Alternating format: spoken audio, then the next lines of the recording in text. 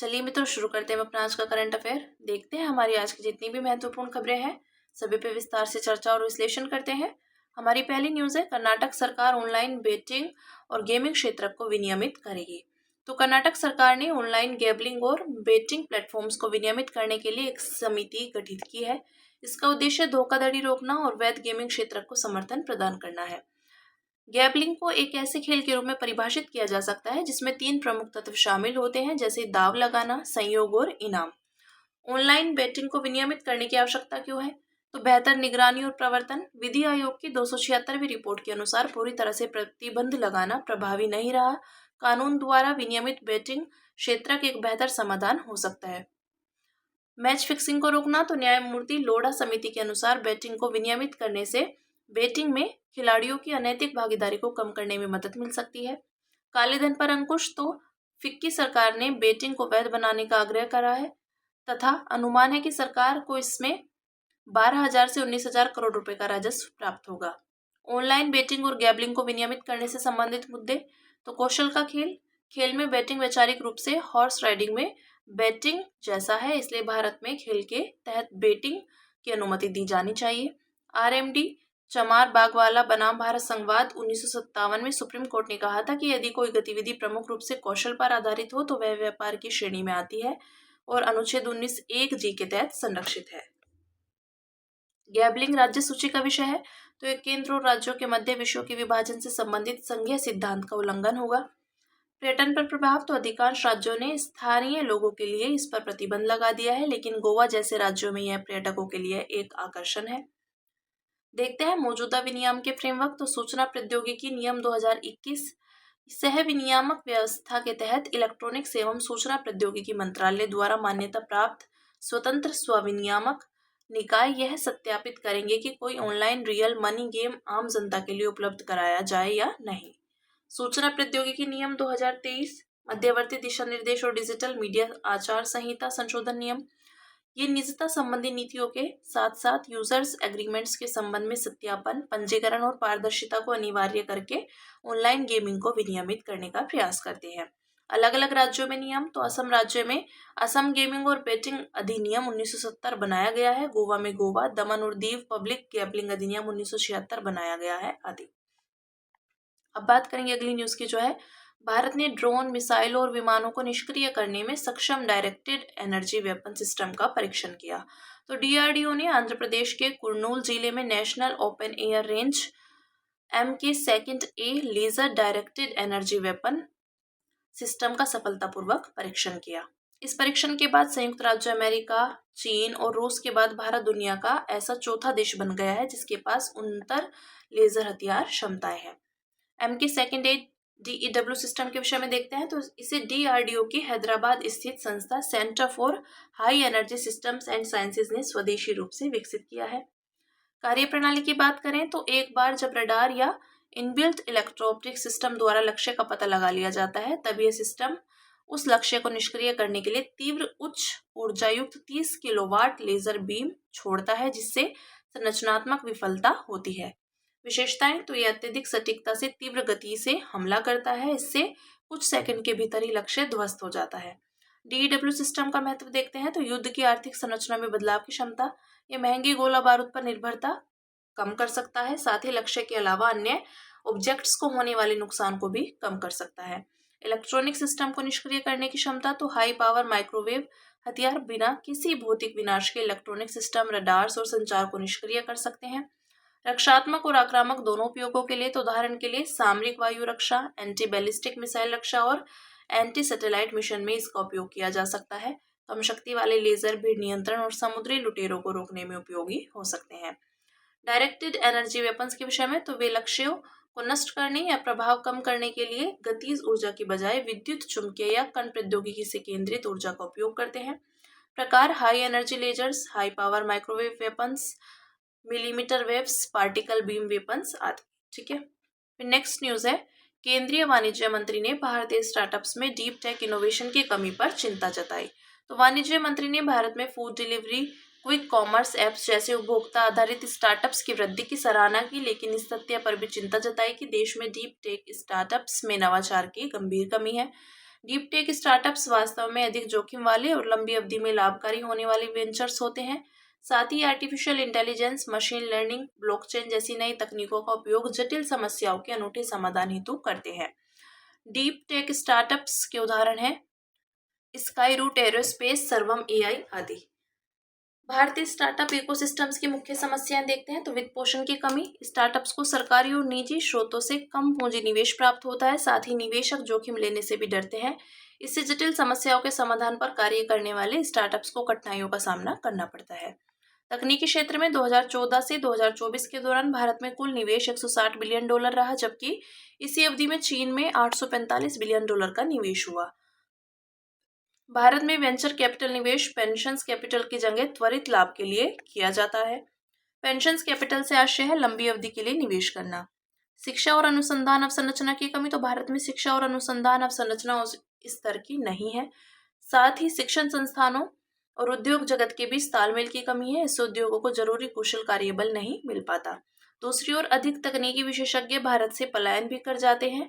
इन सभी वजहों से भारत में डीप टेक स्टार्टअप्स इकोसिस्टम्स पिछड़ा गया है। गवर्नेंस व्यवस्था, तो नीतियों में बार बार परिवर्तन तथा अधिक नियम कानून की वजह से व्यवसाय संचालन मुश्किल हो जाता है। उदाहरण के लिए बैंकों से ऋण लेने में कठिनाई का सामना करना पड़ता है। कर प्रणाली जटिल है। कच्चे माल के आयात में समस्याओं का सामना करना पड़ता है। मंजूरी प्राप्त करने में लाल फीताशाही और भ्रष्टाचार व्याप्त है। आगे की राह देखते हैं तो नीतियों में सुधार। स्टार्टअप्स को प्रोटोटाइप के परीक्षण के लिए अनुदान एवं रेगुलेटरी सैंडबॉक्स उपलब्ध कराया जाना चाहिए। इनके उत्पादों को व्यावसायिक बनाने के लिए लॉजिस्टिक सहायता उपलब्ध कराई जानी चाहिए और डीप टेक पर केंद्रित कौशल विकास कार्यक्रम को बढ़ावा देना चाहिए। निवेश के रूप में प्रोत्साहन, तो डीप टेक इनोवेशन फंड की स्थापना करनी चाहिए। वेंचर कैपिटल के साथ संयुक्त निवेश कार्यक्रम को बढ़ावा देना चाहिए। शिक्षा सुधार, अकादमिक संस्थानों व स्टार्टअप्स के बीच मजबूत तालमेल के जरिए उच्च गुणवत्ता वाले अनुसंधान को बढ़ावा देना चाहिए। अब बात करेंगे भारत में स्टार्टअप इकोसिस्टम की। तो स्टार्टअप इकोसिस्टम की स्थिति की बात करें तो भारत विश्व में तीसरा सबसे बड़ा स्टार्टअप हब है। भारत में 100 यूनिकॉर्न स्टार्टअप्स हैं। वैश्विक नवाचार सूचकांक 2024 में भारत की 39वीं रैंकिंग है। वर्ष 2024 में 4000 डीप टेक स्टार्टअप्स को $1.6 अरब का निवेश प्राप्त हुआ था। भारत में लगभग 50% स्टार्टअप्स टीयर 2 और टीयर 3 शहरों में स्थित हैं। नीतियां और योजनाएं, तो वर्ष 2023 में ड्राफ्ट राष्ट्रीय डीप टेक स्टार्टअप नीति जारी की गई थी। स्टार्टअप इंडिया सीड फंड स्थापित किया गया है। 10,000 करोड़ रुपए वाला इंडिया एआई मिशन और fund of funds for deep tech शुरू किए गए हैं। Bharat startup knowledge access registry पहल शुरू की गई है। ये बात की हमने भारत में स्टार्टअप इकोसिस्टम की। अब बात करेंगे अगली न्यूज की, जो है कुछ सांसदों ने आपत्ति दर्ज कराई है कि डिजिटल व्यक्तिगत डेटा संरक्षण अधिनियम 2023 के प्रावधान आरटीआई फ्रेमवर्क को कमजोर करते हैं। तो 120 से अधिक सांसदों ने एक संयुक्त पत्र में डीपीडीपी अधिनियम 2023 की धारा 44(3) को निरस्त करने की मांग की है। ऐसा इस कारण क्योंकि यह धारा सूचना का अधिकार अधिनियम 2005 को कमजोर करती है। डीपीडीपी अधिनियम 2023 की धारा 44(3) आरटीआई अधिनियम 2005 की धारा 8(1)(j) में संशोधन करती है, जो सभी तरह की व्यक्तिगत जानकारी को साझा करने पर प्रतिबंध लगाती है। आरटीआई अधिनियम 2005 की धारा 8(1)(j) में व्यक्तिगत जानकारी के प्रकटीकरण से छूट दी गई है जब तक कि यह लोकहित से संबंधित न हो। उठाई गई प्रमुख चिंताएं, तो सार्वजनिक जवाबदेही, व्यक्तिगत जानकारी की व्यापक छूट और स्पष्ट परिभाषा लोक प्राधिकारियों को विवेकाधिकार प्रदान करती है। इससे नागरिकों की लोक अधिकारियों की जांच करने, नीतिगत निर्णयों पर स्पष्टता की मांग करने और संस्थानों को जवाबदेह ठहराने की क्षमता पर असर पड़ता है। निजता और पारदर्शिता के बीच संवैधानिक संतुलन, तो निजता का अधिकार और सूचना का अधिकार एक दूसरे के पूरक हैं। हालांकि इन दोनों मौलिक अधिकारों के बीच संतुलन की आवश्यकता है। न्यायमूर्ति एपी शाह समिति 2012, तो डेटा सुरक्षा के नाम पर आरटीआई अधिनियम के तहत पहुंच के अधिकार को कमजोर नहीं करना चाहिए। के.एस. पुट्टास्वामी बनाम भारत संघवाद 2017, तो यह सुनिश्चित करते हुए कि प्रतिबंध उचित और आवश्यक है, निजता एवं पारदर्शिता को अनुपातिक ढांचे के भीतर समायोजित किया जाना चाहिए। गिरीश रामचंद्र देशपांडे बनाम केंद्रीय सूचना आयुक्त और अन्य, तो सुप्रीम कोर्ट ने निजता को प्राथमिकता दी और कहा कि यदि आवश्यक सूचना लोकहित में है तो उसका खुलासा किया जा सकता है। सिफारिशें देखते हैं तो न्यायमूर्ति बी.एन. श्रीकृष्ण समिति 2018 समिति ने सुझाव दिया था कि छूट बहुत सीमित और विशेष मामलों में ही दी जानी चाहिए। जानकारी को केवल तभी न दिया जाना चाहिए जब उससे कोई बड़ा नुकसान हो सकता हो। उदाहरण के लिए किसी की पहचान चोरी होने का खतरा हो, किसी के साथ भेदभाव हो सकता हो आदि। स्वप्रेरणा प्रकटीकरण, तो आरटीआई अधिनियम की धारा 4 के अनुसार सार्वजनिक संस्थाओं को लोकहित की जानकारी का आसानी से खुलासा करने के लिए प्रोत्साहित किया जाना चाहिए। फिर अगली न्यूज है हमारी, स्वविनियामक निकाय ने इन्फ्लुएंसर मार्केटिंग व्यवसाय के लिए मानकों की संहिता प्रस्तुत की। तो उद्योग जगत के अग्रणियों ने इंडिया इन्फ्लुएंसर गवर्निंग काउंसिल की शुरुआत की है। ये इन्फ्लुएंसर मार्केटिंग के लिए एक स्वविनियामक निकाय है। इसमें मेटा और गूगल जैसी प्रमुख कंपनियों के सदस्य शामिल हैं। आईआईजीसी ने भारत के डिजिटल इकोसिस्टम्स में पारदर्शिता, जवाबदेही और नैतिक कंटेंट सृजन सुनिश्चित करने के लिए एक मानकों की संहिता और साप्ताहिक इन्फ्लुएंसर रेटिंग की शुरुआत की। एक अनुमान के अनुसार इन्फ्लुएंसर मार्केटिंग का कारोबार 2026 तक 3,375 करोड़ रुपए तक पहुंच जाएगा। इन्फ्लुएंसर मार्केटिंग को विनियमित करने की आवश्यकता क्यों है? तो उपभोक्ता को गलत सूचना देना और उसके साथ धोखाधड़ी। इन्फ्लुएंसर्स अक्सर असत्यापित उत्पादों जैसे हेल्थ सप्लीमेंट्स या क्रिप्टो योजनाओं को बढ़ावा देते हैं। इनका विनियमन जवाबदेही को लागू कर सकता है तथा यह सुनिश्चित कर सकता है कि इनके द्वारा प्रचारित उत्पाद प्रमाणित भी हों। सुभेद्य आबादी का शोषण। तो इन्फ्लुएंसर्स अक्सर युवा या सुभेद्य फॉलोवर्स को लक्षित करते हैं। आयु के अनुसार अनुचित उत्पादों जैसे शराब या गैम्बलिंग के प्रचार या प्रतिबंध लगाकर नाबालिगों की रक्षा की जा सकती है। अनुचित प्रतिस्पर्धा और बाजार को नुकसान। तो इन्फ्लुएंसर्स द्वारा अविनियमित प्रमोशन अभियान पारंपरिक विज्ञापन व्यवस्था को नुकसान पहुंचा सकते हैं, जिसे सख्त मानक और निगरानी का सामना करना पड़ता है। मानसिक स्वास्थ्य और अवास्तविक मानक। तो इन्फ्लुएंसर्स के कंटेंट हानिकारक सौंदर्य मानक या जीवन शैली को बढ़ावा दे सकते हैं, इसलिए अवास्तविक एडिटिंग जैसे फिल्टर पर अंकुश लगाना और चेतावनियों को प्रदर्शित करना अनिवार्य है। प्लेटफॉर्म द्वारा जवाबदेही का अभाव। तो सोशल मीडिया प्लेटफॉर्म्स अक्सर इन्फ्लुएंसर्स के कंटेंट के लिए जिम्मेदारी लेने से बचते हैं, अतः ऐसे में विनियमन इन प्लेटफॉर्म्स को हानिकारक कंटेंट की निगरानी करने और उन्हें हटाने के लिए मजबूर कर सकता है। इन्फ्लुएंसर्स के लिए मानकों की संहिता। तो पेड पार्टनरशिप। तो इन्फ्लुएंसर्स को किसी भी ब्रांड के साथ अपनी साझेदारी को स्पष्ट रूप से प्रकट करना होगा। AI influencers. तो यदि आर्टिफिशियल इंटेलिजेंस आधारित इन्फ्लुएंसर्स हैं तो उन्हें यह स्पष्ट रूप से बताना होगा कि वे मानव नहीं हैं। Brand relation. तो इन्फ्लुएंसर्स केवल उन्हीं उत्पादों का समर्थन कर सकते हैं जिनसे वे वास्तव में सहमत हैं। वे एक साथ प्रतिस्पर्धी ब्रांड्स का भी प्रचार नहीं कर सकते। इन्फ्लुएंसर्स। तो इन्फ्लुएंसर्स को ब्रांड की ईमानदारी से आलोचना करने की अनुमति है, लेकिन यह सच्चाई और जिम्मेदारी के साथ करनी होगी। बच्चों के लिए सुरक्षित कंटेंट। तो कंटेंट का बच्चों के लिए सुरक्षित, सकारात्मक और उपयुक्त होना अनिवार्य है। शिकायत हेतु फोरम। तो आईआईजीसी के तहत उपभोक्ता शिकायत फोरम की स्थापना करनी होगी। अब बात करेंगे अन्य सुर्खियों की, जिसमें पहली न्यूज है मोराग एक्सिस। इजराइल ने मोराग एक्सिस के नाम से विख्यात एक नए सिक्योरिटी कॉरिडोर को अपने अधीन कर लिया है। इसके विषय में देखते हैं। यह क्षेत्र खान यूनिस और राफा के बीच स्थित है। यह मुख्यतः कृषि भूमि है जो गाजा पट्टी में पूर्व से पश्चिम तक फैली हुई है। मोराग नाम एक अवैध इजरायली बस्ती को संदर्भित करता है जो 1972 और 2005 के बीच इस क्षेत्र में स्थापित की गई थी। फिर नेक्स्ट है साइबर स्लेवरी। तो म्यांमार से 60 से अधिक भारतीय नागरिकों को साइबर स्लेवरी से बचाया गया। यह संगठित अपराध का एक उभरता हुआ रूप है। इसमें बलपूर्वक या भ्रामक परिस्थितियों के तहत डिजिटल माध्यमों द्वारा व्यक्तियों का शोषण किया जाता है। अंतरराष्ट्रीय प्रकृति। तो इसमें रोजगार दिलाने के लिए बहाने तकनीकी रूप से सक्षम युवाओं की सीमा पार मानव तस्करी की जाती है। साइबर स्लेवरी के रूप में तो साइबर अपराध जैसे मनी लॉन्ड्रिंग और क्रिप्टो धोखाधड़ी में जबरन शामिल करना, ऑनलाइन धोखाधड़ी जैसे डिजिटल अरेस्ट में जबरन रोजगार करना, गिग इकोनॉमी में शोषण या अनैच्छिक स्लेवरी। नेक्स्ट है वेलवेट वर्म्स। तो Ashoka trust for research in ecology and environment के शोधकर्ताओं ने एक वेलवेट वर्म की पुनः खोज की। इसके विषय में देखते हैं। ओनिकोफोरा को सामान्यतः वेलवेट वर्म्स, वॉकिंग फॉर्म्स या पेरिपेट्स कहा जाता है। ऐसा इसलिए क्योंकि उनकी त्वचा वेलवेट या मखमली होती है और ये कैटरपिलर जैसे दिखाई देते हैं। वेलवेट या मखमली बनावट वाली त्वचा। तो इनकी त्वचा में असंख्य पेपिली होते हैं जो इसे मखमली रूप देते हैं। आकार लंबाई में 0.5 से 15 सेंटीमीटर। प्रयावास ये आर्द्र दशाओं में पाए जाते हैं जैसे कि वन चट्टानों के नीचे और पत्तियों के ढेर में। इनका रंग नारंगी, लाल, भूरा, हरा, नीला, सुनहरा आदि हो सकता है। मांसाहारी ये 30 सेंटीमीटर तक एक चिपचिपे पदार्थ को निर्मुक्त कर अपने शिकार जैसे बीटल्स और अन्य कीड़ों को पकड़ते हैं। विविधता। तो विश्व में इनकी 183 प्रजातियों में से भारत असम में केवल एक प्रजाति पाई जाती है। फिर नेक्स्ट पिंक मून। तो 12 अप्रैल की रात में आकाश में पिंक मून देखा गया। इसे अप्रैल माह की पहली पूर्णिमा भी कहा जाता है। इस नाम की उत्पत्ति वसंत ऋतु के एक जंगली फूल फ्लॉक्स सुबुलाटा से हुई है जो उत्तर अमेरिका में इस समय के आसपास खिलता है। इसी से इस प्राकृतिक घटना का नाम पड़ा है।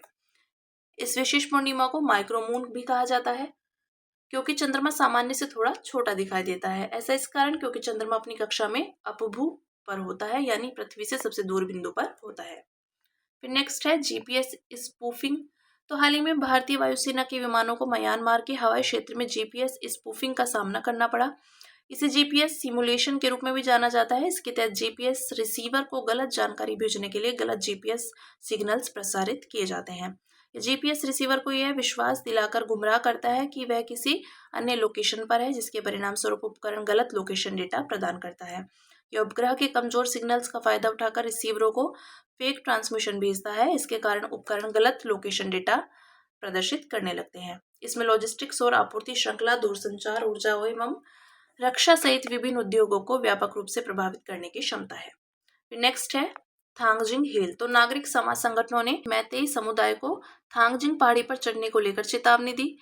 थांगजिंग हिल मणिपुर के चूरा चांदपुर जिले में स्थित एक पर्वत शिखर है जो मोइरांग के पश्चिम में है।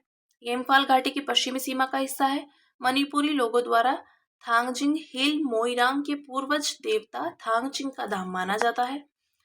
मोइरांग क्षेत्र के मैतेई लोग हर साल इस पहाड़ी का तीर्थ यात्रा करते हैं। थांगजिंग हिल की पश्चिमी ढलानों से निकलने वाली छोटी छोटी नदियां लिमाटक नदी में मिलती हैं। लिमाटक आगे उत्तर की ओर बहकर इरांग नदी में मिल जाती है। इस पहाड़ी के दक्षिण हिस्से से तुइला नदी निकलती है जो तुईवाई नदी में मिलती है। तुईवाई चूरा चांदपुर जिले की प्रमुख नदियों में से एक है। फिर नेक्स्ट है फसल कटाई उत्सव। तो भारत के अलग अलग हिस्सों में पारंपरिक फसल कटाई उत्सव मनाए जा रहे हैं। ये त्योहार वसंत ऋतु के आगमन और अच्छी फसल के लिए धन्यवाद के रूप में मनाए जाते हैं। ये नए साल का पहला दिन भी होता है जो नई शुरुआत का प्रतीक है। भारत में पारंपरिक फसल उत्सव तो बैसाखी, पंजाब में यह रबी फसल की कटाई की शुरुआत का प्रतीक है। इस दिन भांगड़ा और गिद्दा नृत्य किए जाते हैं। विशु तो केरल और तमिलनाडु में यह त्योहार वसंत विषुव यानी जब दिन और रात की अवधि बराबर होती है का प्रतीक है। पोइला बोईशाख पश्चिम बंगाल में, तो इस दिन व्यापारी नए वित्त वर्ष की शुरुआत नई खाता बही खोलकर करते हैं, जिसे हाल खाता के नाम से भी जाना जाता है। अन्य प्रमुख उत्सव है बोहाग बिहू या रंगोली बिहू असम में, पुथंडू तमिलनाडु, मकर संक्रांति महाराष्ट्र, कर्नाटक, आंध्र प्रदेश और तेलंगाना में, लोहड़ी पंजाब, हरियाणा, हिमाचल प्रदेश और जम्मू कश्मीर, पोंगल तमिलनाडु में। फिर नेक्स्ट है मधुमेह के प्रकार। तो अंतर्राष्ट्रीय मधुमेह महासंघ की विश्व मधुमेह कांग्रेस में कुपोषण से जुड़े मधुमेह को आधिकारिक तौर पर टाइप 5 डायबिटीज नाम दिया गया है। इसे जे टाइप डायबिटीज भी कहा गया है। यह बीमारी कुपोषण और कम वजन से जुड़ी है। यह मधुमेह का एक प्रकार है। यह बीमारी विशेष रूप से बचपन या किशोरावस्था में दीर्घकालिक कुपोषण के कारण होती है। मधुमेह के अन्य प्रकार देखते हैं। तो टाइप 1 यह तब होता है जब शरीर की रोग प्रतिरोधक प्रणाली इंसुलिन बनाने वाला बीटा कोशिकाओं को नष्ट कर देती है। इससे अग्नाशय इंसुलिन का उत्पादन नहीं कर पाता है। टाइप 2 इसमें रक्त में शर्करा का स्तर अधिक हो जाता है जो प्राय इंसुलिन प्रतिरोध या अपर्याप्त इंसुलिन उत्पादन के कारण होता है। यह मुख्यतः मोटापे और अधिक पोषण के कारण होता है। इसमें शरीर इंसुलिन की अच्छी तरह से उपयोग नहीं करता। गर्भावस्था जन्य यह डायबिटीज गर्भावस्था के दौरान होती है जब ब्लड में ग्लूकोज लेवल बढ़ जाता है। इससे माता और बच्चे दोनों को खतरा हो सकता है। अंत में बात करेंगे सुर्खियों में रहे व्यक्तित्व की, जो है दरिपल्ली रामैया। तो हाल ही में तेलंगाना के प्रसिद्ध पर्यावरणविद दरिपल्ली रामैया का निधन हो गया। ये तेलंगाना के रेड्डीपल्ली गांव के रहने वाले थे। उन्हें स्थानीय रूप से चेतला रामैया या वनजीवी यानी वनवासी कहा जाता था। उन्हें 2017 में पद्मश्री पुरस्कार से भी सम्मानित किया गया था। योगदान तो सामुदायिक वानिकी के प्रति समर्पित। अनुमान है कि उन्होंने अपने जीवन में 1 करोड़ से अधिक पौधे लगाए थे। उन्हें ट्री मैन ऑफ तेलंगाना भी कहा जाता है। लोगों में पेड़ों के संरक्षण के प्रति जागरूकता फैलाने के लिए वे गले में हरे रंग की तख्ती पहनते थे। पुरस्कार उन्हें 1995 में सेवा पुरस्कार, 2005 में वन मित्र पुरस्कार तथा 2015 में राष्ट्रीय नवाचार एवं उत्कृष्ट पारंपरिक ज्ञान पुरस्कार से सम्मानित किया गया था। मूल्य है पर्यावरण से प्रेम, समानुभूति, जुनून आदि। ठीक है, तो हमारी आज की जितनी भी महत्वपूर्ण खबरें थी हमने सभी पे विस्तार से चर्चा और विश्लेषण किया। अब इसी के साथ मिलते हैं कल अपनी नई खबरों के साथ।